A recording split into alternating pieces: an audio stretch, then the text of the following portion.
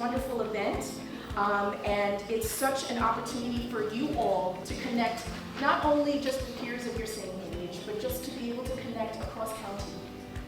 You're going to be talking with students that are from Nassau, from Eastern, from Western Suffolk, and talking about things that are really important to you.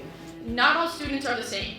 Nobody learns the same. If one student may learn hands-on, one may orally, visually, everybody's different, and you can't expect the same from every student out there. We want reform. That is the main takeaway that I have from this, is that the student body wants reform in our education system.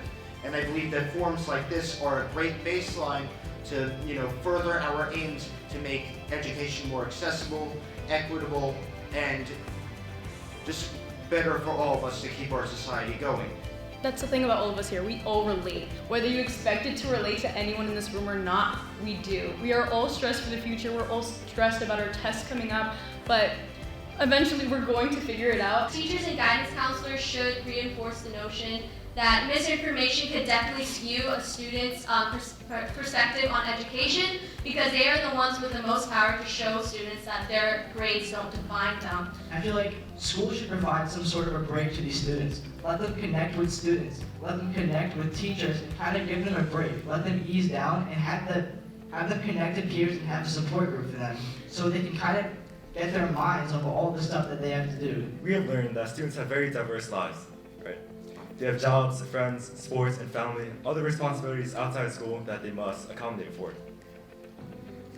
But this is a very hard subject to tell teachers about, because they only have 40 minutes to both teach us and learn all about us. We really appreciate the English teacher in the hallway who waved to you when you walk by and ask you how your basketball game the night before was. How important those little personal connections are in developing this real sense of community within high schools. You have to be able to be open-minded about when you're talking to people.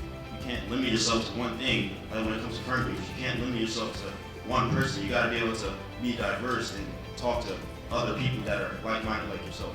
I also feel like with school, there are these imaginary standards that we all set for ourselves, that they're not real, and you should be focusing on being the best version of yourself rather than the best version of whoever else is out there. Pressure is ultimately a choice, and the pressure we put on ourselves isn't required by anyone but ourselves, but that doesn't mean there aren't measures that we can take or that our schools can take to lessen that pressure a bit and make our lives a bit more bearable and manageable. As somebody who wants to become a teacher themselves, it's so great hearing all these perspectives on these three issues, specifically on what and how we learn.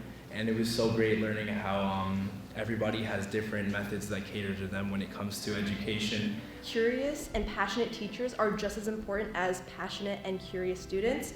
And really, it's just as simple as a guidance counselor reaching out and learning about your schedule, finding out what college you want to go to, and kind of putting together those pieces. Students should be able to figure out what they want to do for college, because not everyone knows what they want to do for college. So schools should implement a class where students could get involved in other things outside of just simple math, social studies, and science classes, and figure out what they actually want to do with their lives. Try to not take bias from anybody else, from yourself, from your peers, from your parents, your teachers. Try to get the full picture. Open up your mind, try to really see everything that's out there. Only then will you be able to really find and shape your own future. And if you feel that your school doesn't have enough school spirit, I urge you to be the person who steps up. I urge you to not be afraid and take risks and do things that you've never done before, because you never know who's watching. You never know who you're going to inspire and motivate to do something new. I feel like we need more events like this for everyone so we can learn from each other, because I was able to learn about different clubs or class setups that I've never even heard of before.